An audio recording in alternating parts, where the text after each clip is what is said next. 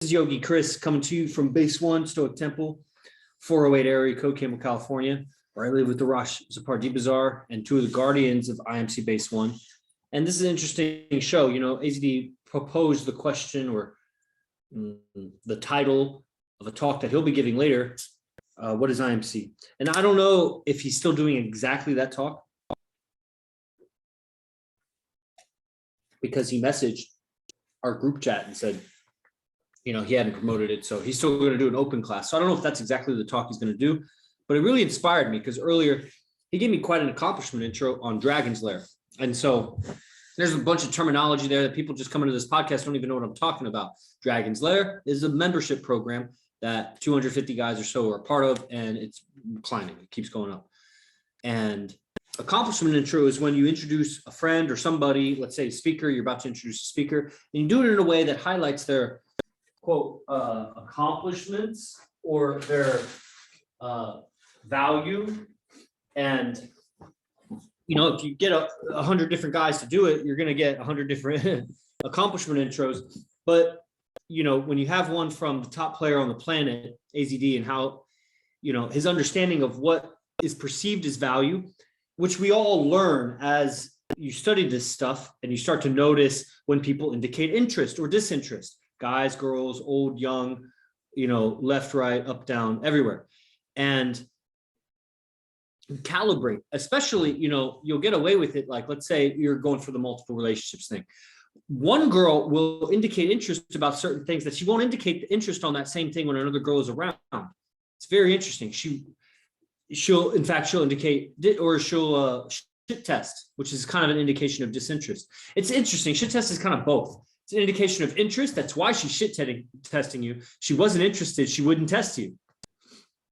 And we could think of it in a real extreme way. She could give a real harsh shit test, you know, fuck off, get away from me. That's like not a shit test. That's zero interest in you. But then obviously it's an indication of disinterest because the shit test is coming from a non-submissive frame. It's something that is not how the purest, highest form of femininity is expressed. And that's because you yourself are not expressing high masculinity. That's why she's shit testing you. And so it's kind of both. It's a very interesting phenomenon. So by calibrating, you know, with multiple women, multiple guys, you're running a pack, you're running a militia, you're running a tribe, a gang. You know, for many years, you calibrate this thing and you're studying the subject. So it's not like a foreign, everybody would naturally develop speaking ability using DHVs and not DLVs. As you accrue power, as you become a bigger public speaker, more people listening to you, you see that effect in people. But a lot of people are fake. Like most people are super fake. And so you're going to get a real skewed representation. You're going to become a shepherd of sheep. You're going to be a messiah to the sheep. And, you know, supposedly Alexander the Great said, I'd rather, or I forget exactly how he said it, but this is the gist of it, is that I would rather face an army of lions led by a sheep than an army of sheep led by a lion.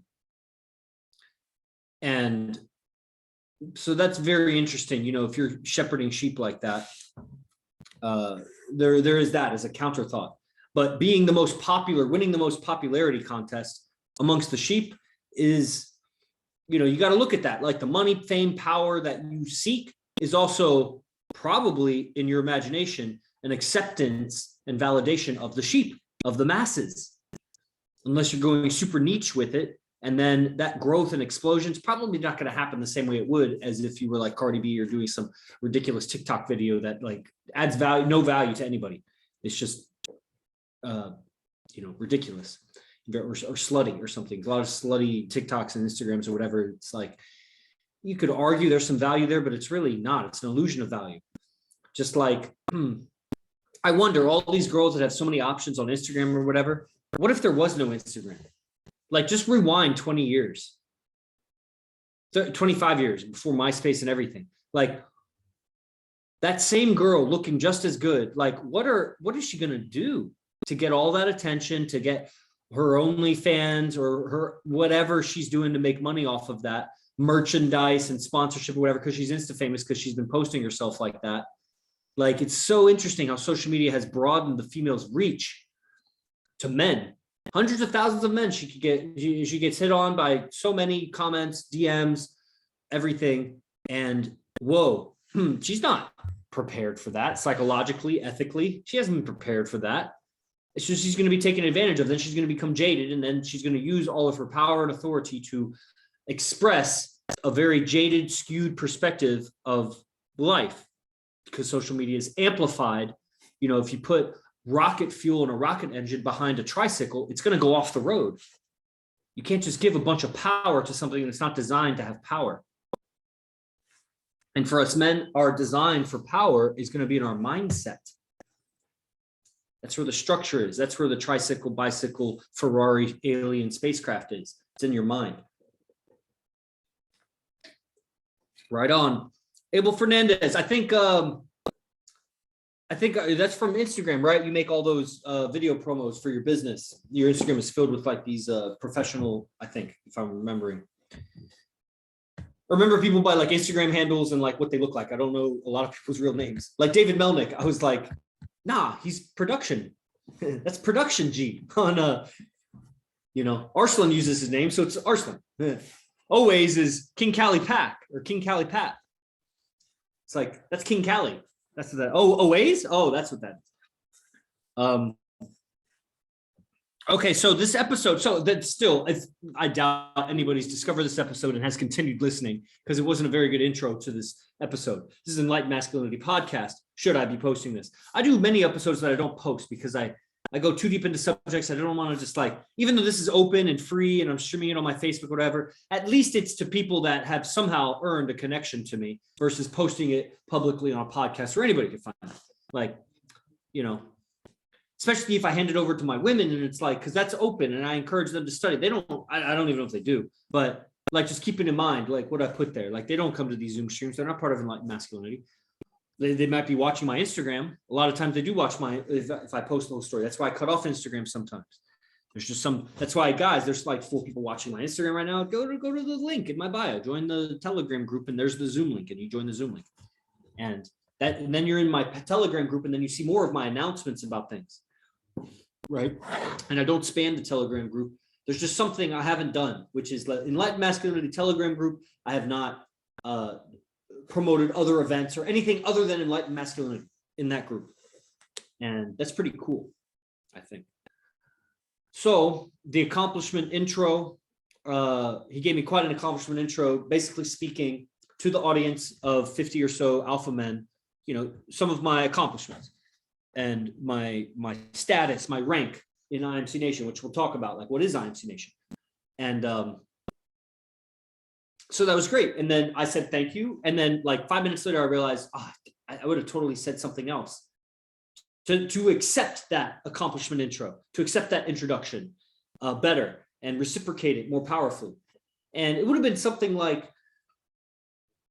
since the beginning of getting involved with IMC Nation, I've really dove in, I'm the kind of guy that just knew what commitment to something was, probably from my dad and how he pushed me in athletics and encouraged me in all sorts of things, Boy Scouts. And, it was always just that mindset of commitment. That was like his thing, one of his things.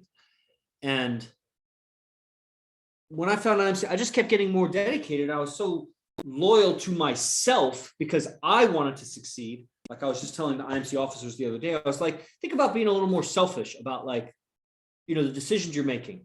Don't think so much about benefit him, and him. Remember you. Are you benefiting? Make sure every action benefits you on your purpose. And that's my job also when I'm selling a camp or selling dragons there. It's a lot of guys I don't have to sell. It's more of pointing out that it's more important than they're making it. I guess that's kind of like selling. They already know, or they claim they know, but it's like to act, join somehow. And what was it saying? Accomplishment intro, introduction. Oh, since I dove in, right? And commitment. And I just kept going, and I was very selfish about it. Oh, that's what I was saying. When I sell guys, it's I got to get creative. It really expands my mind, stretches my mind a lot, because I got to make it so that this lineage of study, this path, Dragon's Lair, the advanced camps, coming in person, upgrading to one of the VIP parties, doing a private moment, and then doing multiple private moments, ultimately moving into a base with other IMC guys. There's so many guys and so many committed guys. So many of them are committed that there's a lot of hierarchy here, and it shifts around constantly, month to month. Somebody could drop out at any time. A new guy could come in and be hella dedicated, right like that. What's up? Oh, nothing. Just making sure I wasn't disruptive. That's funny because I was making this chick come on the phone and like in the background. Oh man, it was cool. That was good. Did it help? Yeah, no, I didn't. I don't know if it helped, Yeah, but it maybe I have to work a little harder. Cool. Good. Some extra practice. Mm-hmm. Sorry, I didn't mean to interrupt. Yeah, and don't worry that my girls are watching this. Doesn't even matter. Oh. It's enlightened masculinity. If I wanted to be private, I should have done it in my room. It's all good. It's all good. It's all good. I mean, we're House of Players. It stands to reason, And any girl that's like with me that would get so interested and attracted in a guy that I live with because he made a girl come on the phone is like, dude, that girl is not mature enough to be with me. Like, of course, whatever, That's how I would think about it. So it's just funny. Okay, so right, you know what I'm saying? Like, it's not a problem at all. 0. And so it's helping them to see how it fits in their path, because that's what it takes to get fully dedicated to something. Like, you got to see it fit in. If you're looking for like, this is going to be an ingredient in what I really want to do, and then it's a funny thing, and I think people have resistance. Anyway, I want to get into like all that theory stuff, but this is the point of what I was saying. Like, I dove in when I got involved with IMC, and I was so selfish, and I wanted to improve myself, and I did everything for myself. I saw how that event, that streaming event, that product, that new program, members program, this new thing, like when Frank White came out and was like, do this one-on-one session with this black magician, sorcerer, or whatever. It's like, okay, well, that was recommended, so I'll give it a shot. And I did 1 or 2, and I think I did 2, and all sorts of things. We're doing an event over here. Okay. And I just kept going, man, until I was really pushed up against the wall. Like David Melnick was telling me, he was reminding me about something I had said about what I had done in the past with that, to make sure I attend. I just had to attend because I didn't see what else was going for me in life. Although I had so much going for me, PhD, yoga business that I built from the ground up. Like I could keep doing it. I didn't depend necessarily. I depended on a yoga studio to like hire me and pay me, but I was talking to so many yoga studios, and I had a script down that it was just like, where do I want to go next? Let me call them. I'll book somewhere there or near there. And but what I had going for me, I knew this, that there was an edge that one could have in their mindset, and I didn't think I had it yet. And the more and more that I do with this stuff, this IMC Nation program, studying, training with Arash, I see the depth of the edge I can have. And what do I mean by edge? It's like an advantage in communications, in relationships, in business, in life, because you're dealing with your mind throughout life. Life is in your mind. And how you approach the next problem or opportunity is infinite possibilities, how you could approach it. And instead of going through each one, trying to find the best one, looking at where you want to go, where you want to be, what you want to be doing, what you want to have, that condition that you're going for, that dharma, that purpose, start there and look backwards. And what decisions did you make to get there? So instead of going down all these paths right now to find the right one, with your mind, go to the end, look back, which path did you take?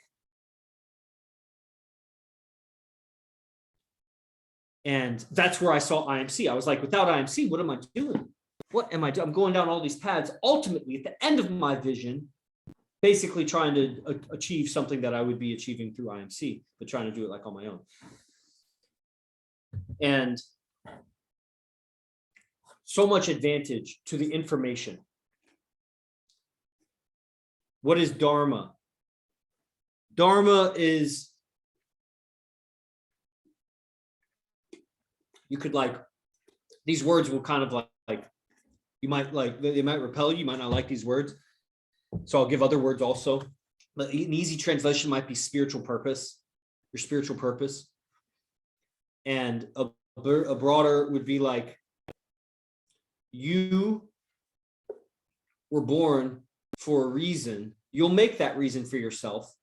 And there'll be more and more gratifying experiences that will be more and more alignment with this deep yearning in you. And as you peel off the layers of yearnings, the layers of desires that you have, achievements or perspectives, like you don't necessarily have to achieve a certain state of technology. You could have a perspective of many people following you. You could have a perspective of healing somebody from like death, illness. You could have some perspective of valiantly dying in war or saving somebody from, like there might be some that doesn't, it's kind of independent of the times. You know, the state of our technology will be far in advance in 200 years, as it is far in advance than it was 200 years ago. But there's spiritual purpose throughout all of that. And there's like some common stories and themes to humanity that just kind of are timeless, that'll find a way to express themselves in whatever technological state our culture finds itself in. And so Dharma is a spiritual purpose. It's that thing without the ego that you would still be wanting to experience. My old yoga teacher would say, what would he call it?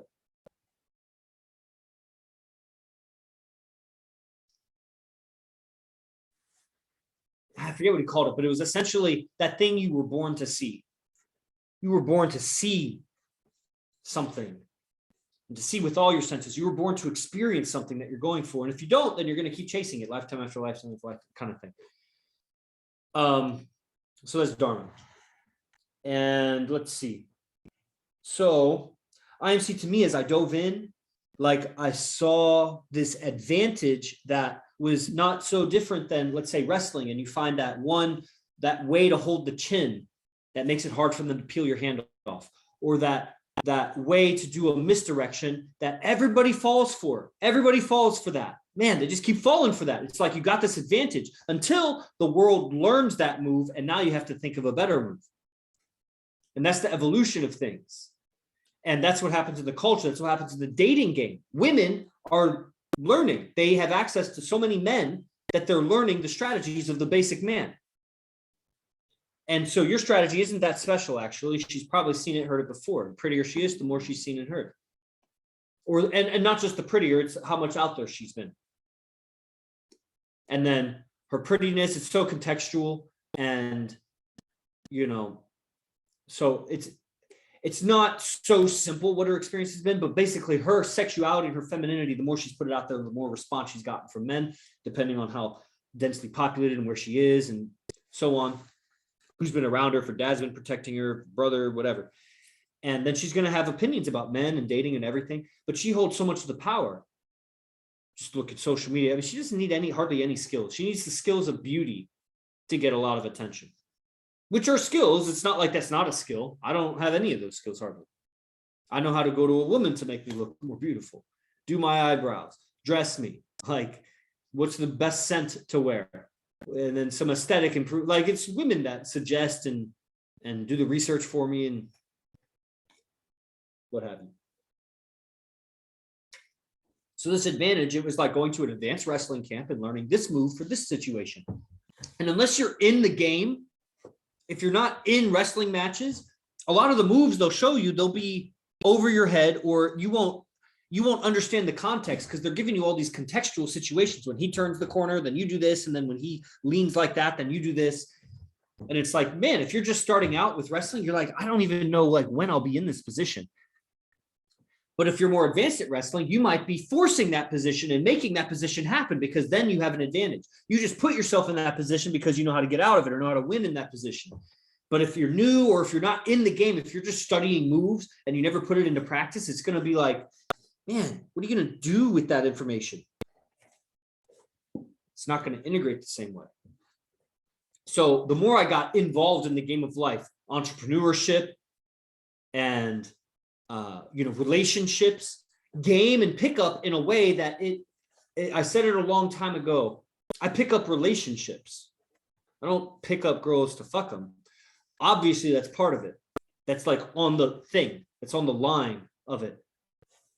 And it's not that I'm so picky about who I pick up that like I will only kiss, hold her hand, or have sex with her when I know she's the one.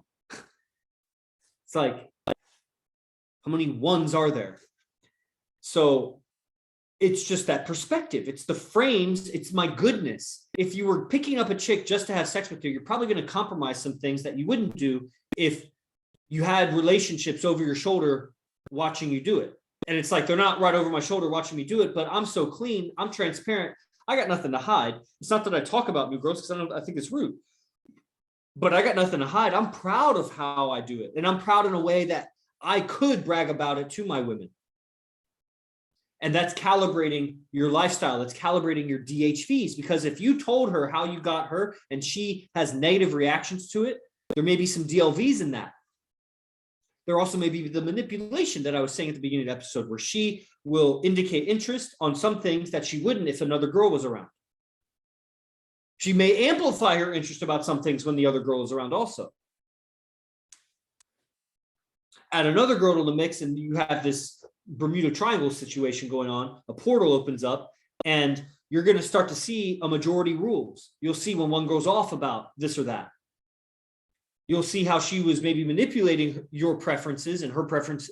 She was manipulating you through her preferences when you were solo with her, which is not to say that they shouldn't. Each girl has her own preferences. So it's going to be, you're going to be a little different with her than her. You're not going to be the same. Like, she may respect you for how athletic you are, and she may like you for how sensual you are, and she may like you for how artistic you are, and she may like you for how bossy you are. And it's like, all of those qualities are probably somewhat attractive to all of them, but like some of them really like that one. And it's not wrong for you to be slightly different. It expands your character as a man, your breadth, your width, your range. That'll make you a better leader. It'll make you more compassionate, make you more understanding, make you wiser. And with all those, you'd probably be a better leader. And she's attracted to leaders.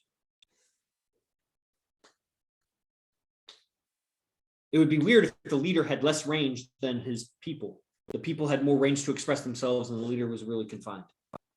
Didn't know how to handle different situations. And, no, it would be the other way.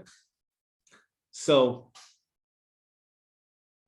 the journey into IMC was applying the tech with my business. I mean, I was applying it so much and I was mixing styles. So I learned another style of pickup from Vince Kelvin, but I was learning it, trying to apply the mindset of Arash Dibazar and relationships. And there was some contradiction. At some point I had to leave one behind, because it was like, man, there are some, now I'm advanced enough that like I'm learning from that wrestling coach and that wrestling coach, and that wrestling coach is saying wrist out, and that wrestling coach is saying wrist in, or that coach is saying, give up a little bit of position here so that then you can throw them for a big move. And this coach is saying, never give up position, because at a world elite level, you're not going to get that big move, and you're going to give up a little bit of position. And so I didn't want to give up position so that I could get the throw. And that's actually a really, really good analogy, although it's probably over the heads of people that don't understand wrestling at all or jiu-jitsu at all. If you can't get the analogy, then maybe I'll find another one in the future. A bunch of people on Instagram, man. You guys should go to the Telegram group, and that's in my bio. So I didn't put a title here. The title is "What is IMC Nation?" and the Telegram link in bio. Parentheses, men only. Bitches, get out of there, or I'll remove you, brats. Bunch of bratty girls disobeying just because they want to get punished, but in the way that they like. You punish them the wrong way and you're abusive. Punish them the right way and they call you daddy. It's fucking ridiculous. My Deucey knows what I'm saying. Right. Man, we got great guys on. Camilo, Zay Simba, IMC staff, Zay Simba, base 5. And you're at work. Well, you can't be watching me on Instagram. That's cheating. My girl's at work. Can't be doing that. I approve, though. I approve risking your job to study me. It makes sense. I might do the same thing. Geostrata, base 2, IMC, Tattoo Addicts, IMC Los Angeles. He's put ink on a lot of guys here. And all sorts of other guys. Octavio Hernandez. If Octavio was a gang leader, he would be called Mr. Big. He'd be that guy that, like, physically, he's not like the biggest guy, although he's like cut up. But he would walk in as like one of those, you know, high-level mobster because he'd be in a suit and tie, and you know, everybody'd be so scared of Mr. Big walking in because the way people have been talking about him. He walks in and he's like 5'7" or whatever, what have you, and yeah. Anyway, that's how I saw the character just now. So I was in the game, trying to make it work, my pickup work, make my business work, and my pickup included Instagramming and when I would travel to new locations and Facebook at the time, and I didn't use Tinder that much or whatever, but you know, occasionally I guess, you know, just around at venues. It wasn't like so much nightclub venues or whatever, like that classic mystery method pickup, but it would be my life, just like Arash Bazaar. But I had the skills of Vince Kelvin when it came to like sexualizing and pickup and what have you. Some good skills and some not, just like giving up position in wrestling to score a big move. And so I had to replace some learnings. And I just kept seeing that each piece of learning I would acquire gave me an advantage in that situation. I was getting a higher knowledge of how to navigate the communication matrix, this back and forth, that I would come out winning. And it's not about win-lose. It's really about win-win. And really, it's about win-win-win. So the world has to win. It's winning on different levels. This is called Scientology ethics as you look it up. You know, winning on many levels. When you, when the family, the group wins, the nation, or the species wins, the planet wins. Everybody should win. And this goes into Maharishi Mahesh Yogi, which a link was recently provided for in the advanced camp. So the guys that are already, man, I need to close out a Telegram because I'm making sure. Jesus.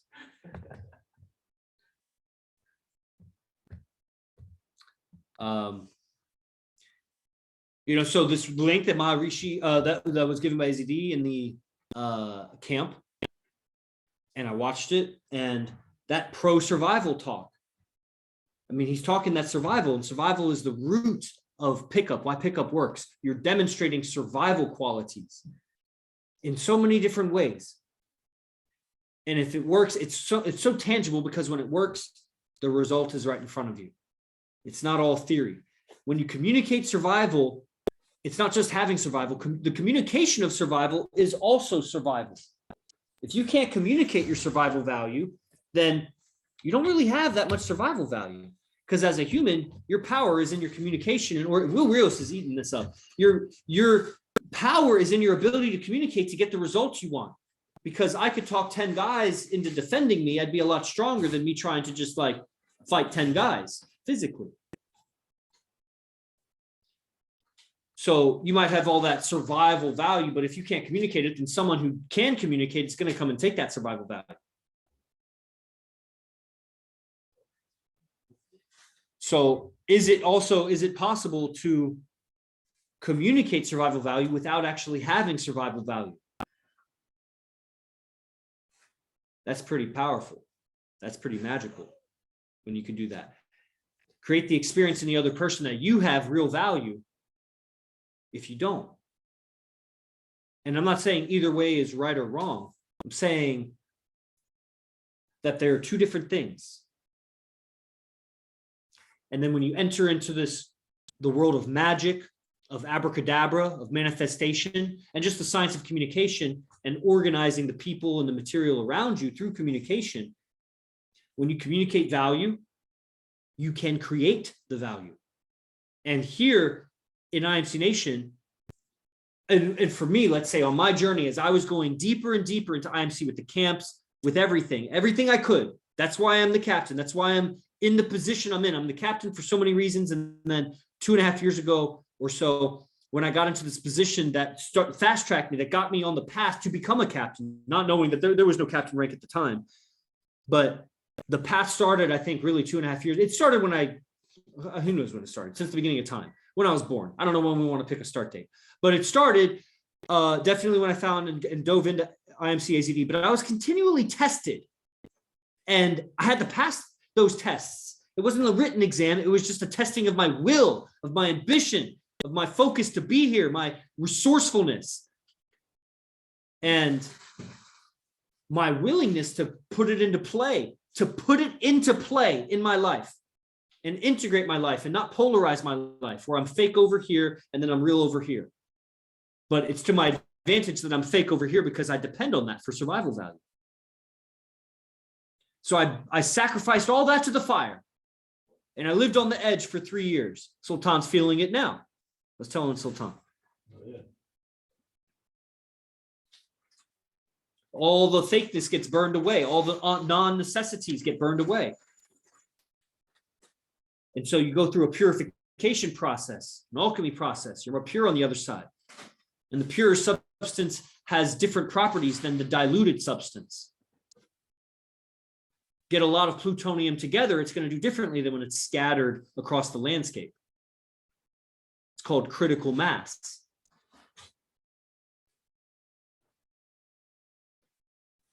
So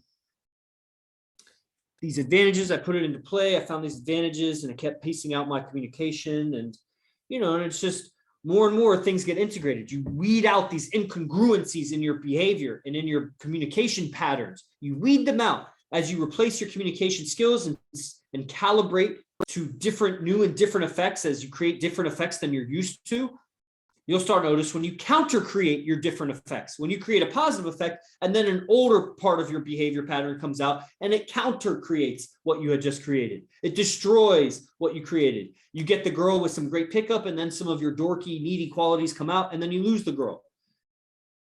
And so you got to uproot and weed out. And that's just such a tangible, visceral, meaning you feel it in the deep center of your gut. It's such a visceral experience, but it's like that in all things. Same thing with the client. Same thing with so many of your friendships, your housemates. When you counter create to old patterns, because the new you wouldn't do that. The future you wouldn't do that. Unless you wanted to, because you wanted to get rid of that person. Which you probably don't. Friends are hard to come by. We just need better. We need to be better leaders of the people in our lives. Good. I like all the comments. Yes, sir. Yeah, you're welcome, man. This is, I live with at base 1, Stoic Temple. The world's first Stoic temple of its kind. With AZD, foremost relationship expert on the planet for men. And that doesn't mean he has bajillion, trillion relationships. It means quality. There's this optimal. This was part of my PhD research.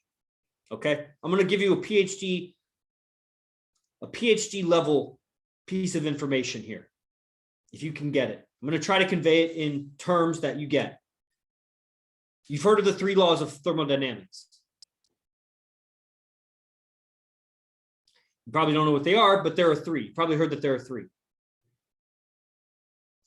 That's conservation of energy, that's all things decay, and that's the existence of absolute zero. Those are the 3 laws of thermodynamics. The 4th law of thermodynamics is not widely recognized, but that was part of my PhD research. It was invented by my academic grandfather, the teacher of my teacher in academia. And it's that systems self-organize to maximize their useful power output. So life, material, and energy self-organizes to maximize its useful power input. But what is determined useful power output? Well, it has to do with feeding back on itself, feeding back on its own system so that it can produce more. Useful power is one that feeds back. Even if that feeds forward to the next thing, that thing then feeds back. Useful power output. So what would be like an example of that would be like planting. If I was a farmer, it would be a useful output for me to plant food that I could then eat. But it would be not useful if I plant food that I just keep roaming the landscape and someone else eats it. If I'm just scattering seeds and not remembering where I put them, that's a bad metabolic output, bad usage of my energy. I want to recycle it back. The better I output energy that feeds back on me, it's useful. Okay, so there's a balance here between maximum output and quality output, efficient output. If I grow the most efficient plant and I care for this corn plant, this plant of corn to the best of my ability, and I make it the best plant it possibly could be, it's only going to yield so much corn. So quality may be high, super, super high. I give it all the attention, kept every insect off of it, trimmed every leaf perfectly. Quality is going to be as high as possible, but quantity is not going to be sufficient. The power is not going to be sufficient. Power is energy over time. So the rate of growth, the yield over time is not going to be enough, but the quality will be very high. If I plant a bajillion trillion corn, I might not be able to take care of it. I might not even be able to harvest it. I might not even be able to grow it all because I need to water it all. Let's say I needed to irrigate it. Like I may put too much out that I can't even handle. Then the quality plummets. So, but that's maximum power, but low quality, low utility. Here is high quality, high utility, but low power. There is an optimum that's somewhere in between. And if you graph this on any number of examples, the curve will go like this. It will always be this kind of umbrella shaped curve where there's high quality, low power, high power, low quality, and somewhere in the middle is this. If you multiply these two, you get the maximum quality power output. Because 0 times 1 is 0. 1 times 0 is 0. But as you go to the middle, you're going to get the maximum. It's usually on a logarithmic curve, but never mind that. So this middle ground, this optimum of your output and the quality of your output. So relationships, the quality of your relationships and the quantity. It's not just how many lays, and it's not just that one special someone. It's somewhere in between. And this is for men, because for women, it's going to be different. And I could explain that. That's what the silent flute is. I'm not going to bore the guys right here. How that because I would have to find the I arrived at this analogy after a lot of talking. So I'd have to talk it out. Where is this? Because the principle applies everywhere, but it's not going to be played out the same way for women because they have ovaries and they ovulate and they're the carriers of the baby. And it's going to be very different. Their evolution is different. Even though the principle is the same, it would just be applied a little differently to them. What's up, Love Drop? P. Greg, all the way from Italy. All right. So we're about to change over to the advanced camp. The advanced camp starts in 11 minutes. The advanced camp, there's 50 or so guys that are signed up for it right now. Most of them are already on Dragons. Some of them are not. And they just want the advanced training. It's more potent. They want to pay that $600-700 for the advanced training, 25 advanced lectures, hours and hours of behind the scenes bonuses, living one-on-one with the Rosh and traveling with them and everything. And then the advanced immersion at the end, 3 days of just mind-blowing. The advanced lectures also are mind-blowing, but the immersion is longer lecture time. So you get deeper into the subject, more examples, more freedom. And there's a punchline. There's a delivery where he knows that there's going to be a big immersion. That's the event. That's how the events developed. Was there used to not be advanced lectures. There was just a 3-day immersion. So there's always this like package that's going to be delivered, which is information, because once you learn the move and your opponents all learn that you have that move, they learn a counter to your move. So then you got to learn another new move to beat their counter. And that's the evolution of wrestling. That's the evolution of communication. It's the evolution of sales. It's the evolution of relationships, because she has a slightly different agenda than yours. It's not the same as yours. Otherwise, men and women will be getting along really fucking peachy. Her agenda is different than yours. She's actually going against your agenda in a lot of her communication. And if you're just dealing with one woman, she's going to manipulate you through her preferences of you. And this is very important to learn how to give yourself advantage from the beginning of the pickup through the courtship, through into the relationship and beyond. And that's going to come through someone who has a lot of experience, that just cleaning out their character.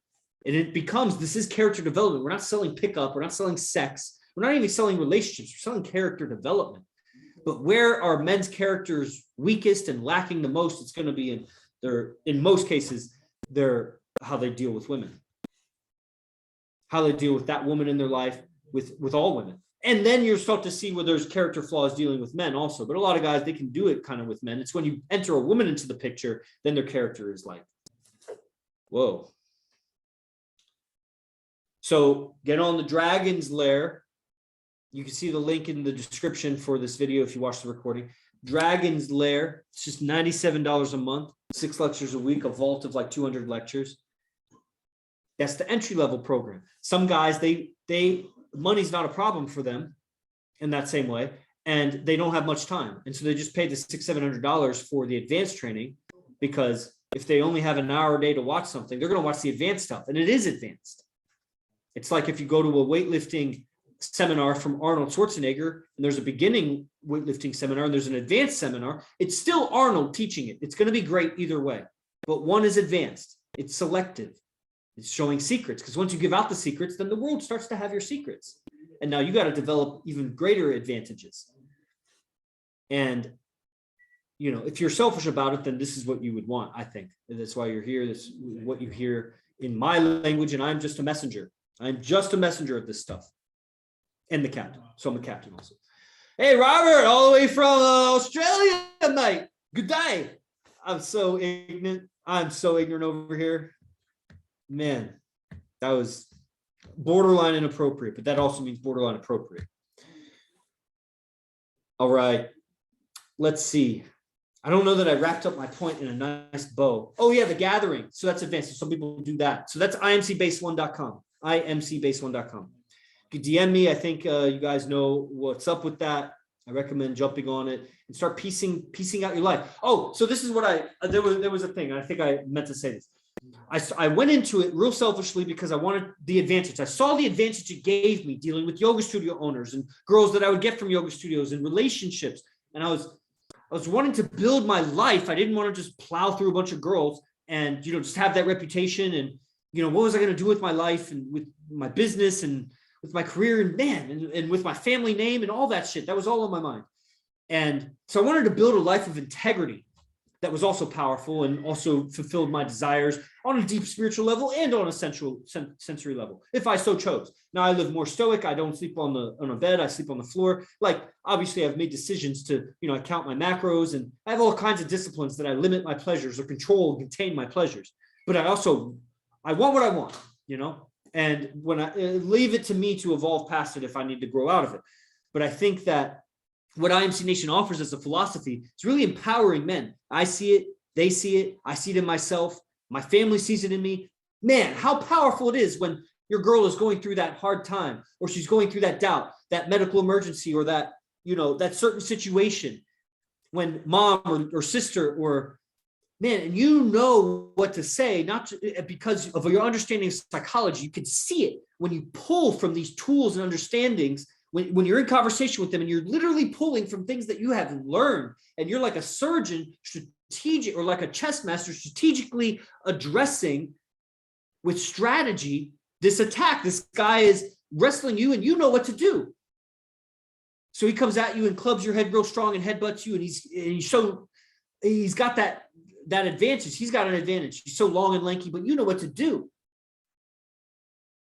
And then come to find out he's not even your enemy. He was just competing with you. It was for the sport. There's a love of the sport. And she's not your enemy. There is the love of themselves, the game of life that you also have. And there's a way to make her win and you win. She wins by being with you. You got to make that so. And the world should win. Your community, your tribe should win. Your family should win by you guys being together, even if they disagree with it. So you got to have a lot of awareness and certainty of your ethics. And as you replace ideas, beliefs, and patterns so that you have more and more advantage in the situations of your life, you will see, man, there's a long way to go, dude. The mountain is big and far, and you thought it was close.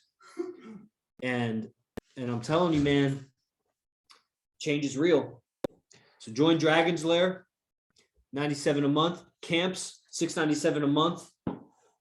Once a month. There's also early birds I do with the camps, and just stay in touch with that. And I'll field any questions for. No, we have to go to Gathering. Gathering start. It's going to be on this same link. So I'm actually going to end the recording for the podcast, and then I'll just start it up again when AZD comes out here. So y'all can just stay if you want. AZD goes on in about 4 or 5 minutes. And that was good for this episode. Os.